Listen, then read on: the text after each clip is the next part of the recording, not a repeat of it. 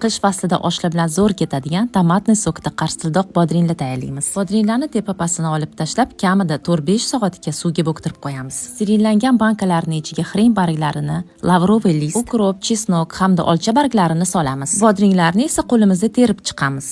Ustiga qaynab turgan suvni quyib, krishkalarini yopib qo'yamiz. Qaynoqqina suvda bodringlar 20 daqiqada sterillanib turishi kerak. Bu usulni 2 marotaba takrorlaymiz. Ungacha pomidorlarni yaxshilab yuvib, sokovijmalkadan soklarini chiqarib olamiz va pomidor soklarini gazga qaynatishga qo'yamiz. Sokni ko'piklari ketgunicha qaynatamiz. Bankadagi suvlarni to'kib tashlab, ichiga qora murch, shakar va tuz solamiz. Endi qaynab turgan sokni bankalarning ustiga quyib chiqamiz. Ustiga yarim qoshiq uksus sovuramiz. Endi krishkalarni yopib, bankalarni teskari qilib qo'yib, ustiga adyalni yopib qo'yamiz. Bankalar yopib, sochiqlarim bir ahvol bo'lib qoldi. Yaxshiyam eski sochiqlarni ishlatibman dedim. Pomidor va bolgarskiy dog'larini umuman ketkazib bo'lmaydi. Akvamarin vositasi borligi esimga tushib qoldi. 2 qoshiq akvamarin solib, ustiga qaynoqqina suv quydim. Sochiqlarni yarim soatga suvda qoldirdim. Yarim soatdan keyin qarasam, hech qanaqa dog'lari qolmagan. Oshxona anjomlaridagi, kiyimlardagi, hattoki gilamlardagi dog'larni ketkazuvchi yagona vosita.